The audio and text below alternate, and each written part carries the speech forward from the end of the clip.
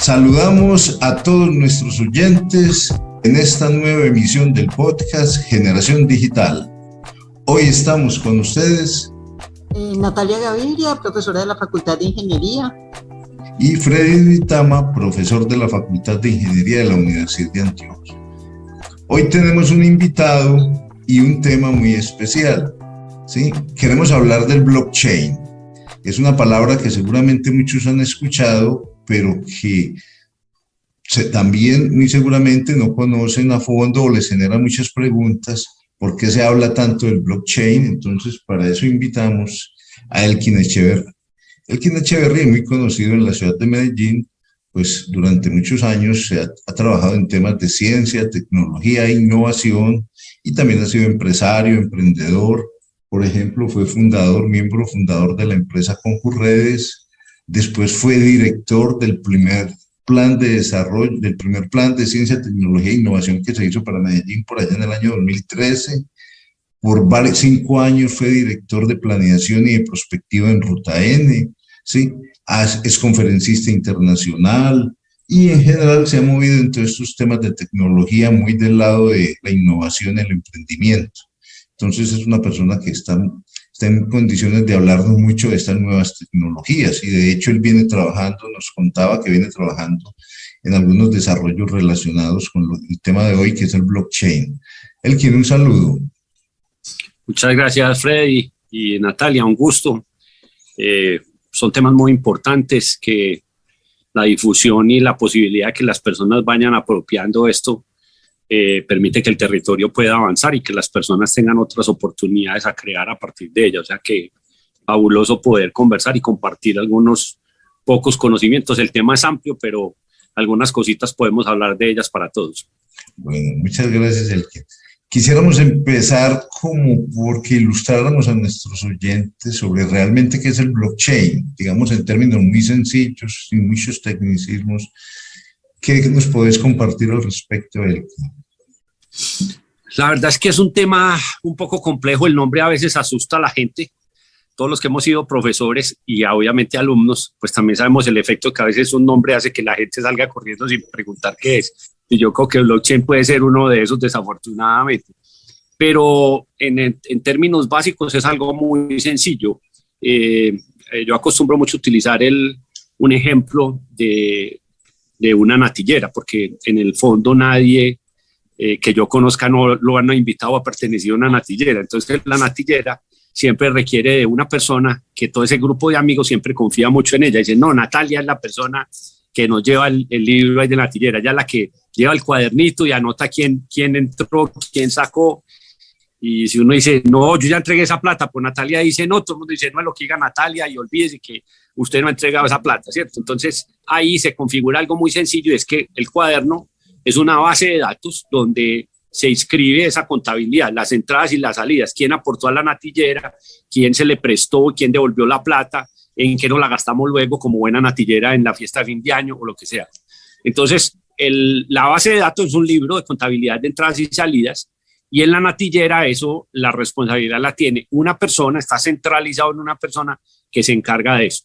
La primera aproximación que uno puede decir, blockchain es lo mismo, es una forma de hacer el libro de entradas y salidas con una gran diferencia, que no necesitamos a Natalia. En realidad es cómo hacer un proceso en el cual podemos llevar una base de datos distribuida, porque en realidad todos los que participamos en la natillera podemos registrar en ese libro distribuido. Yo entré plata, entonces yo anoto, yo saqué plata, yo anoto, pero con una gran diferencia, que la confianza de que el sistema funciona está centrado en una nueva tecnología que permite que esa base de datos sea distribuida y que nadie la pueda falsificar. ¿En qué sentido no la puedo falsificar? Que cuando yo entre un registro, ese registro se construye con unas tecnologías que no vamos a entrar ahora, pero las podemos conversar más adelante para no complicar el ejemplo, que permiten que si yo la voy a modificar después, es prácticamente imposible en términos de la tecnología. Y ahí surge el apellido blockchain. Blockchain en español es una cadena de bloques. Entonces, cada registro que se hace en el cuaderno es un bloque, y ese bloque se construye con los datos de cuánta plata estoy aportando, cuánta plata estoy sacando, pero se tiene que construir el registro de una manera que se enlace con registros previos de los movimientos anteriores en la natillera.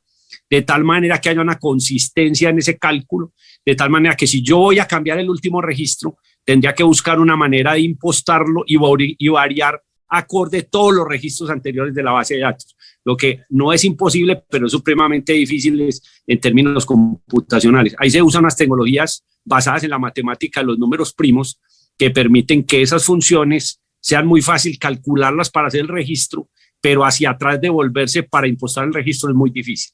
Entonces, como una primera aproximación, yo le digo a la gente, mire, blockchain es como hacer una natillera sin tener a la persona de confianza.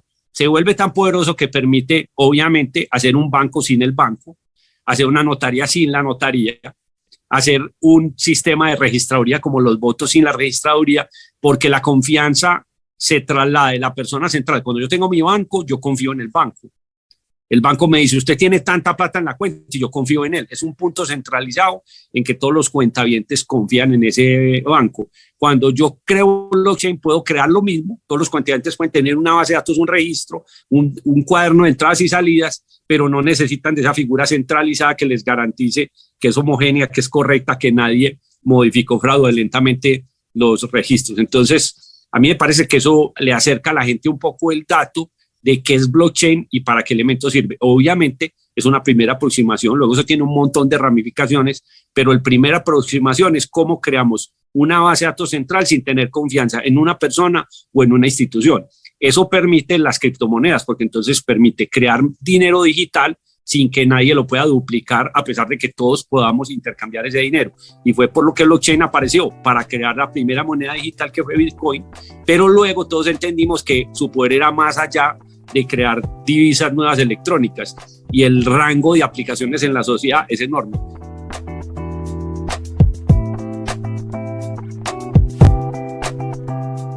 Pues a mí me pareció como muy interesante el ejemplo y la analogía con la natillera, me parece pues muy ilustrativo y muy útil, Elkin. No, muchísimas gracias. Y yo creo que vos tocaste ahí varios puntos que yo quiero también resaltar. El primero es el de la confianza. O sea, entendemos entonces que al ser una base de datos distribuida y al tener, digamos, acceso todos a la base de datos, a entrar y sacar información de esa base de datos, yo también tengo que tener confianza en los otros, y más que en los otros también en la forma como está construido el sistema. Precisamente porque yo confío en que los otros usuarios se van a comportar igual que yo, ¿cierto? Y lo segundo que tocaste, que me parece muy interesante, es que la aplicación que más conocemos es el de la de las criptomonedas, pero que blockchain realmente puede tener, pues la tecnología de blockchain realmente puede tener muchos otros usos y otros impactos en la vida cotidiana. Yo quisiera que nos hablaras un poco de los dos temas. En primer lugar, del tema de la confianza, de cómo como usuarios realmente podemos confiar en ese sistema, así como hoy yo confío en mi banco centralizado y yo llevo las cuentas y si algo pasa yo sé a quién reclamarle. ¿Cómo puedo adquirir la confianza en este sistema yo como usuario final? Y la segunda es, ¿qué otros usos le ves vos y cómo va a impactar, cómo visualizas ese impacto de blockchain en otras actividades, digamos, rutinarias del personaje de la calle, pues, de cualquier persona? Sí, las dos cosas, Natalia, se conectan y es interesante porque la mayoría de veces están tan inmersas en lo que hemos vivido desde pequeños en nuestra familia, en nuestra sociedad, que a veces no nos damos cuenta que hacemos uso de esas figuras centralizadas de confianza para la vida corriente. O sea, hoy todos sabemos que si vas a vender una propiedad tienes que ir a una notaría, que tienes que ir a una oficina de registro, que si tienes que ir a un banco pues abres la cuenta, que si vas a hacer una cosa con el gobierno hay una entidad correspondiente que te da la garantía de que eso funciona. Pero lo más poderoso de eso es justamente lo que dijiste, cómo la confianza se desliza de una entidad, una persona, un gobierno a una tecnología. Eso para mucha gente a veces suena desmedido porque dice, ustedes son los tecno-optimistas, todo lo demás, pero en realidad la tecnología es tan poderosa que es válido trasladársela a esa tecnología y es superior a cualquier figura humana. No quiere decir que en los extremos no pueda haber corrupción, cambio, robo. En los extremos siempre pasa lo mismo, pero dentro del sistema, cuando se cumplen, no hay una forma humana de alterar esos registros. Entonces la confianza se desliza desde las personas y las entidades a entender la tecnología y cómo funciona para decir, bueno, pueden entrar millones de personas, puedo yo no conocer esas millones de personas en la natillera, pero sé que ninguno va a poder hacer nada distinto a lo que yo puedo hacer. Y yo solo voy a poder hacer los registros que sean correctos y los voy a tratar de impostar o borrar el del que me lo acaba de hacer. Otra cosa, no hay forma física de hacerla anteriormente. Entonces ahí es donde está el gran poder de eso. Ahora los usos pues se vuelven innumerables, todos muy poderosos y de alguna manera asustadores también por el impacto que van a tener en la sociedad. Entonces voy a dar uno muy rápido que hoy me parece muy interesante. Cuando tú vayas a hacer la natillera, normalmente necesitamos conocer a Natalia y somos amigos. Si yo dijéramos hacer una natillera con 1 millón de personas, unos en África, otros en Asia, otros en Norteamérica, uno diría, no, pero yo qué voy a conocer a esa gente. Entonces, lo mismo pasa si fuéramos a hacer un negocio. Hey, Freddy, montemos una startup. Voy a invitar a 100 socios que yo tengo en la India. Y Freddy me va a decir, pero no, yo no voy a hacer eso, yo no meter mi plata. No, yo invitarlos siquiera que vengan a Medellín, mira. Y a pesar de que se conozcan y quieran hacer la empresa y empiezan a construir esa confianza, va a llegar un problema y va a decir, no, venga, nosotros confiamos es en la Cámara de Comercio de Nueva Delhi. Y Freddy y yo vamos a decir, no, pues nosotros confiamos en la Cámara de Comercio aquí de Medellín. O sea, las fronteras del territorio van a empezar a generar también un problema en cuál es la legislación. Entonces, no solo hay un problema de confianza, sino que hay un problema de legislación. Hoy hay lo que se llaman las DAO, las organizaciones descentralizadas, autónomas descentralizadas, que permiten que uno pueda construir realmente una empresa con 1 millón de socios. Ese 1 millón de socios no tienes que conocerlo, simplemente conversas con ellos con medios electrónicos y montan el contrato inteligente que le había los estatutos de esa nueva empresa en un blockchain. Esos estatutos en el blockchain y con los contratos inteligentes no se pueden alterar, son los estatutos más seguros de todos, porque una vez que yo apruebo esos estatutos, se van a ejecutar como esté en el contrato inteligente electrónico. No, muy interesantes los ejemplos que has colocado, pues, de los beneficios y los usos que se pueden hacer del blockchain, e indiscutiblemente podríamos hablar largo rato de otros ejemplos, en el caso del manejo de predios, por ejemplo, que se hacen en las notarías para evitar que se alteren los predios, en la contratación pública, pues que es un tema tan sensible en nuestro país, la trazabilidad de los contratos, que no haya alteración de documentos, ¿cierto? Bueno, podríamos enumerar muchos y por supuesto eso es lo que ha hecho el blockchain, pues una tecnología tan prometedora, ¿cierto? Pero entonces uno, como en todas estas tecnologías nuevas, a la par de que salen muchas oportunidades, también pues hay los consabidos temores, resquemores, preguntas, ¿cierto? Uno ha escuchado algunas, yo te quiero mencionar 2, como para que hablemos sobre ellas, o algunos otros temores que pueden impedir que la tecnología pues se asuma fácilmente, pueden volverse un obstáculo en algún momento. En el caso de los bancos, que decíamos, bueno, es que entonces ya no necesitamos del banco, sino que el blockchain me garantiza esa trazabilidad en todo el manejo del dinero, pero entonces hay quienes dicen, bueno, pero es que por ejemplo el Bitcoin, que es una de las aplicaciones que se basan en blockchain, se utiliza mucho para transacciones ilegales, en la web profunda, sí, es uno de los argumentos, por ejemplo, que uno ha escuchado, y quisiera pues como también escuchar tu punto de vista al respecto. Y también el otro argumento, bueno, ya desde la perspectiva del desarrollo sostenible, no, pero es que los mineros, que son uno de los componentes pues, de todos estos temas de blockchain, por lo menos las primeras versiones, los mineros no son, para nuestros oyentes, los mineros son simplemente computadores que tienen que participar de todo ese proceso que nos mencionaba ahorita Elkin para validar cada transacción. Y entonces el cuestionamiento que se les hace, bueno, es que consumen mucha energía. Es el tema pues, del consumo de energía, y todos estamos pensando en el tema del desarrollo energético, del desarrollo sostenible. ¿Qué comentarios te merecen como esas preguntas o esos tópicos o algunos otros que hayas escuchado de retos que tienen estas tecnologías? Yo pues estos son unos ejemplos muy interesantes y que dan para mí el principal preocupación, pero no en términos, normalmente las herramientas tienen siempre ese doble uso. Tú tienes un cuchillo, es algo muy noble porque posiblemente con eso hicieron el almuerzo con que comimos ahora, el almuerzo, y están las cocinas casi de cualquier hogar. Pero un cuchillo mal manejado, pues sin duda uno puede hacer muchos daños y en pocos minutos. Entonces, todas las herramientas tienen como esos dos. En el caso del blockchain, paradójicamente es difícil encontrarle un uso inapropiado. Casi todos los usos son buenos. El efecto que preocupa a la sociedad es más el impacto que tiene de transformación tan fuerte. Entonces, A mí lo que me preocupa con las notarías es que si estuviera a mi mano, en realidad, por ejemplo, el problema que tenemos de corrupción y las tierras, yo las volvería inmediatamente blockchain, pero eso significa que casi que de alguna manera estás diciendo ¿para qué notarías? O sea, y el problema que tendrías es qué haces con todos esos ingresos, con ese número de personas, qué haces con todo, cómo redefines eso sin un problema social. Entonces, ahí la preocupación es más que el efecto de transformación es tan grande que te puede crear un problema social por otro lado.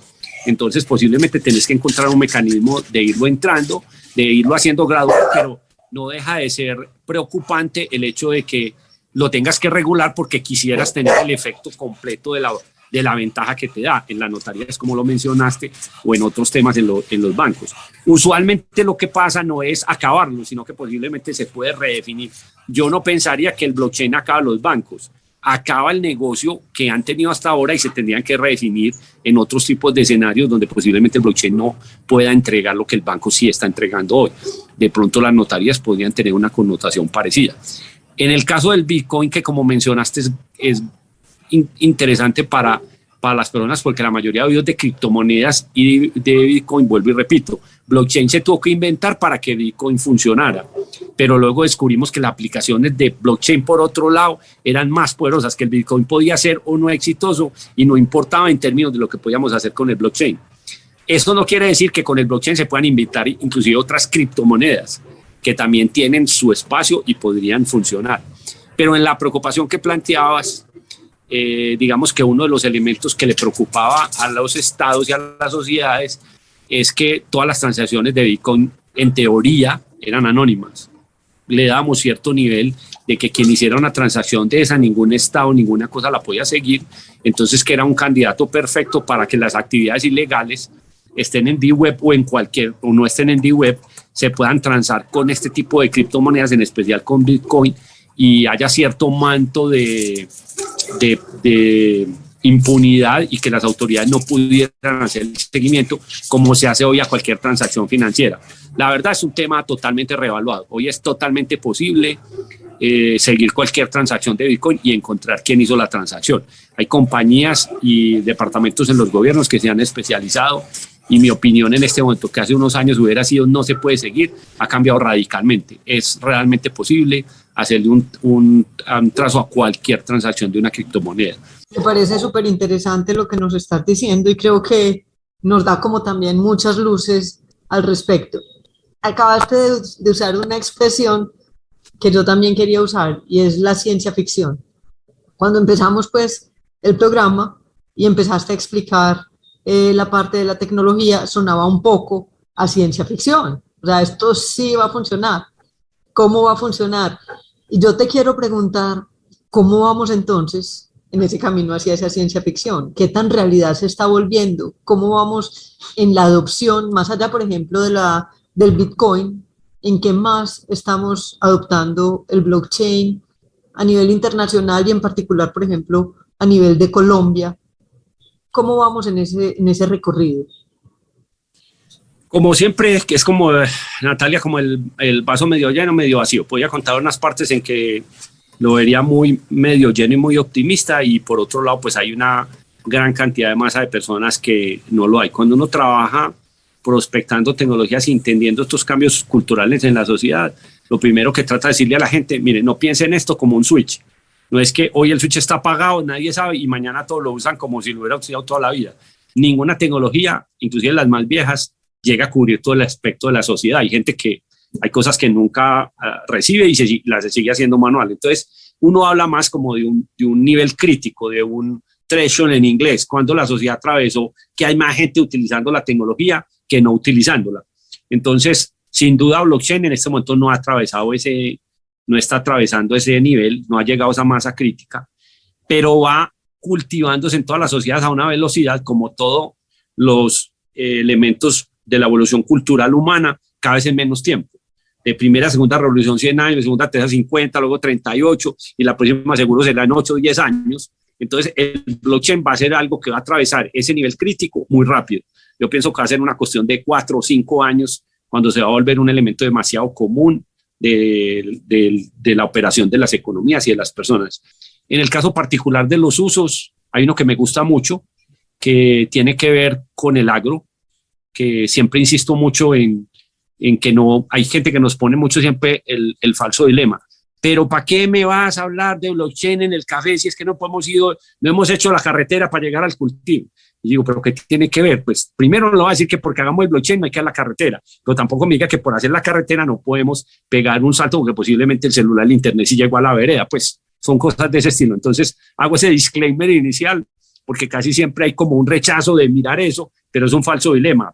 Es más, cuando usted se cuelga en algo, cuando lo cogió la tarde a hacer en algo, pues haga lo que tiene que hacer ahí y haga la otra cosa para emparejarse. No se puede decir que como está cogiendo la tarde, entonces me dejo coger más porque no me cogió la tarde ayer, entonces hoy me voy a dejar coger más la tarde porque ayer me cogió la tarde. No, pues trate de recuperar las dos cosas, hermano, porque en las dos le cogió la tarde. Entonces ahí trato de que la gente lo piense de otra manera.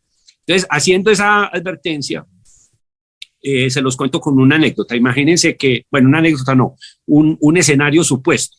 Estás en, no sé, Estocolmo y te tomas un café y el café te parece fabuloso y tú dices, qué café tan maravilloso, este café de dónde salió. Entonces, nos gustaría mucho tener la trazabilidad de ese café, primero para saber quién lo cultivó, de dónde viene, por qué es tan bueno. Segundo, posiblemente para decir, ¿será que es orgánico? ¿Será que no? ¿Será que me estoy tragando aquí un veneno? No sé qué, es como las lógicas cuando se quiere un cultivo orgánico. Y tercero, puede haber una situación de decir, yo estoy tan agradecido que quisiera ser fair, que quisiera ser justo con el proceso de que yo pague aquí un montón de plata en Estocolmo, digamos, todo en Suecia, y quiero ser justo con ese campesino, sé las condiciones, y quisiera regalarle algo de plata. Hoy eso no es posible. Puede que algunos cafés digan, yo tengo una certificación que dice que es orgánico, pero depende de la fe, de nuevo, de un tercero que certificó, que dice que ese café sí es orgánico. Entonces, con blockchain, y este ejemplo me gusta mucho porque conecta algo tan básico como cultivar y el ser responsables con las personas que lo cultivan respecto al precio final. Yo podría tener cafés que certificara con videos, conversaciones con los campesinos, con la forma de cultivar, y que yo me esté tomando el café y baste con escanear la marca del café, de ese café selecto que yo me estoy tomando, y poder irme a mirar eso y que eso esté montado en una cadena de blockchain que, como yo ya la conozco como usuario, sé que nadie la puede alterar, que si está ahí, en realidad esos registros se hicieron y lo que yo estoy viendo nadie lo pudo alterar para vender más o para echarme a mí un cuento de que sí es cuando no lo es. Ese uso es muy poderoso porque permitiría llevarle desde el consumidor final al caficultor dinero, pero permitiría que esa persona pudiera promover ese café y decir, mire la trazabilidad que tiene ese café, yo le recomiendo que lo tome, porque fuera que me pareció fabuloso, vi la historia de esa familia, vi lo que están haciendo allá en esa vereda, en Santa Fe de Antioquia, vi lo que están haciendo y me parece fabuloso seguírmelo tomando para contribuir a ese desarrollo. Ese ejemplo que les estoy dando no es inventado. Hoy tenemos unas compañías de innovadores locales internacionales que montaron esa tecnología y permiten en algunas cafeterías del mundo hacer eso. Miren que es un ejemplo muy bonito de aplicaciones nuevas que se acercan más a este tema de Bitcoin o no Bitcoin, va a servir o no, va a ganar plata, voy a perder. Pienso que hay que sacar esa marca de ahí, que es más un proceso especulativo válido y cualquiera puede invertir en Bitcoin, no hay ningún problema, pero no hay que asociarlo automáticamente con blockchain. Blockchain permite Bitcoin, pero permite muchísimas cosas más y mucho más poderosas, como hemos hablado aquí en la conversación. Belkin, cambiando un poquito de tema, pero incluso retomando algo que mencionaste al comienzo, nosotros en episodios anteriores del podcast hemos hablado mucho de las redes sociales, de las plataformas internacionales, y bueno, y con todos los beneficios también que han traído a la sociedad. La gran preocupación siempre ha sido, inclusive le hemos dedicado programas al tema de la privacidad de los datos, a cómo las plataformas se apropian de todos los datos nuestros, inicialmente pues con una intención de aprovecharlos con fines comerciales, pero eso ha derivado en múltiples usos y múltiples problemas. En el blockchain y el tema de la privacidad de los datos, ¿qué puedes hablar al respecto? Porque por supuesto que se habla de que hay unas posibilidades muy grandes en rediseñar todo este esquema de manejo de los datos en la web a partir de las tecnologías del blockchain. ¿Qué nos podrías contar al respecto? Sí, pero quería que me dieras una licencia, que quería contarles del ejemplo anterior para que les quede claro que es algo que ya está pasando. Esa vereda Santa Fe de Antioquia existe. En la vida nunca había podido tener carretera. hoy el sistema está trabajando solo en unas cafeterías en Chile y ya es tan poderoso que con los recursos que recibió la cooperativa de esa vereda, esos cafeteros de ese café selecto, pudieron construir ellos mismos la carretera por primera vez de la vereda hacia el pueblo. Entonces miren el impacto tan poderoso que estas cosas pueden tener y que la gente no piense que el blockchain es una cosa por allá rara, puede afectar la vida de personas en donde usted menos piensa. Entonces cierro ahí la licencia, pero se me había quedado y quería como contarles eso. Ya en lo que estás hablando de privacidad, sin duda, digamos, uno de los elementos claves hoy es en la data. La data es un elemento muy rentable que permite modificar la economía. Es las famosas data-driven economies, economías movidas por los datos, y cada vez los territorios que van mejorando calidad de vida de su gente hacen uso cada vez más de estos datos. Pero también eso ha llevado a unos usos no muy adecuados de las datas de las demás personas, independiente de que yo las haya permitido, no sabemos esos usos también incorrectos.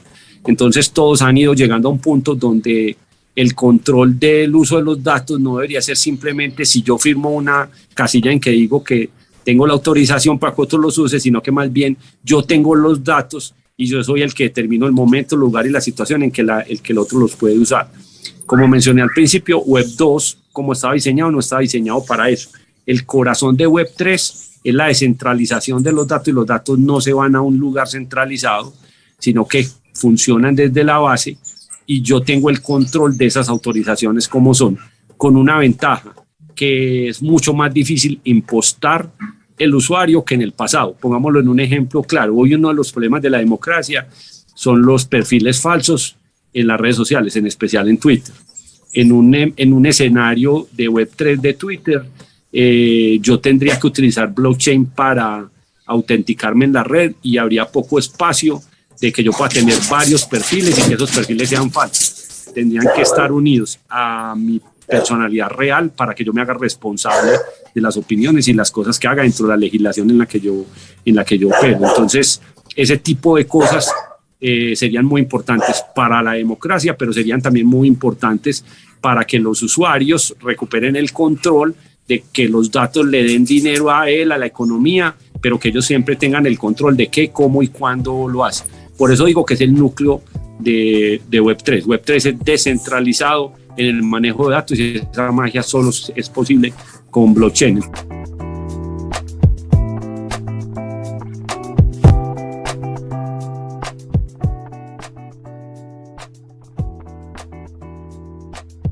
Hay que ser realista. Yo no quiero que piensen que soy técnico optimista al 100 en todo. Hay una frase en seguridad que es la que siempre guía todo. Echa la ley, echa la trampa. Siempre se encuentra algo para hacerlo. Pero blockchain pone la vara muy alto. Yo le digo a la gente, no crean que un banco es algo que se hace para no robar. Si sea para no robar, pues era un búnker cerrado sin puertas ni ventanas. Pero como los clientes tienen que entrar, tiene que haber un compromiso de puertas y ventanas para poder entrar y salir del banco. Pero eso en sí mismo mina la seguridad del banco. El problema está en el nivel. El banco sabe ese nivel crítico en que dice, bueno, aquí me van a robar, pero tienen que hacer esto de aquí para arriba. Entonces, el blockchain no es que haga 100% imposible robar, alterar, adulterar, sino que pone la vara muchísimo más alto. Entonces, al poner la vara más alto, desestimula a mucha gente porque dice, el costo de hacerlo es más grande que lo que va a obtener, entonces no tiene sentido hacerlo. Entonces, la seguridad funciona más, es como un desestímulo a un gran grupo de usos, pero nunca se puede garantizar el 100%. Entonces, en esos términos, Web3 respecto a Web2 significaría una mejora en el control que tiene la sociedad de esos datos, que se usen para bien y poder limitar mucho más los malos usos. Bueno, no, muchas gracias, Elkin. Pues ha sido muy interesante la conversación que hemos tenido hoy. Hay unos puntos como interesantes de resaltar. Lo que decías, que aunque parece lejano, es cosa de pocos años que el blockchain y las tecnologías asociadas y sus aplicaciones estén en nuestra vida diaria. Entonces nos deberíamos ir preparando para ello, y este programa pues apunta hacia eso, a empezar a difundir estas tecnologías. Lo otro, pues todo lo que hablamos del impacto positivo que puede tener en la vida y en problemas muy concretos de nuestro país. El ejemplo de la agricultura me parece que es muy, muy pertinente, y pues realmente, porque inclusive lo interesante es que en principio uno no vería esas dos cosas tan conectadas, la tecnología del blockchain y la agricultura, y sin embargo, pues por supuesto que está muy conectado, y por ejemplo potencia la posibilidad de exportar productos colombianos, que ha sido una de las digamos, grandes aspiraciones de nuestros agricultores, colocar sus productos en el mercado internacional, y que una de las dificultades ha sido esa trazabilidad. Sí, si me dejas ahí, te cuento otro ejemplo bien interesante que no se ha desplegado, pero que está ahí esperando y que nos afectaría muy positivamente, y también lo doy con un ejemplo. Piensen que alguien en Londres entra a una joyería muy lujosa y va a comprar el anillo que le va a entregar a su prometida en oro. Entonces yo hoy creo que mucha gente no quisiera que el anillo que representa ese compromiso, que posiblemente está intentando que sea de por vida, sea un oro manchado con sangre. Yo quisiera tener que alguien me diera un certificado que me dijera esa esmeralda o ese oro es un oro verde, es un oro que no ha tenido sangre. Eso lo único que puede hacer es una cadena de registro hacia atrás, y para que esa persona confíe que ese oro en realidad no tiene sangre, no va a bastar con que le diga, no, mira, aquí le mandamos un certificado del gobierno colombiano que le dice que eso no tuvo violencia. Ya había Natalia riéndose. La mayoría de la gente dice, Colombia, ¿esos quiénes son? Yo no creo que... En cambio, si fuera blockchain, yo tendría un registro desde el control de cómo se sacó el oro, qué minero lo sacó, por qué camino se institucionalizó y cómo llevó. Esa venta de ese oro sería, o esa esmeralda o ambos, sería el valor adicional que estaría dispuesto a pagar el usuario final, sería muy grande. En un plan de desarrollo de Colombia que hubo en el pasado se alcanzó a mencionar esas posibilidades del territorio que solo se hace posible utilizando blockchain y llevándolo a algo tan prosaico en nuestro territorio como la minería en el punto más lejano, en las zonas más rurales. Pero hoy existe la tecnología, hay compañías que hoy lo están haciendo, que pueden hacer ese trazado, pero no hemos encontrado que la sociedad entienda desde sus dirigentes y la gente que está en este negocio el poder que tendría ese oro, el margen de ganancias que le podría dar y el valor que significaría en comercio justo a esos mineros simples que están allá en las zonas que sabemos más precarias del país, igual que el caficultor. De hecho, es peor porque el caficultor de alguna manera tiene normalmente un estatus socioeconómico superior. En la minería usualmente, no siempre, es peor. Entonces imagina el efecto que tendría un blockchain como una política general de ese sector, ni siquiera el gobierno, como una política general de ese sector, el impacto que podría tener. Que no me acordaba ahora, pero son propuestas que se han hecho y que en realidad en este momento es simplemente voluntad empresarial porque la tecnología está lista a hacerlo. Bueno, de nuevo muchas gracias, pues Elkin. Con esto yo creo que motivamos mucho a nuestros oyentes a que se interesen por estas tecnologías y especialmente se pregunten pues las aplicaciones en la vida diaria y los beneficios que nos traerían en todos los aspectos de la sociedad, en la producción, ya vimos en la economía cómo lo impactaría. Bueno, de nuevo entonces gracias Elkin, y esperamos a nuestros oyentes en próximos episodios de Generación Digital.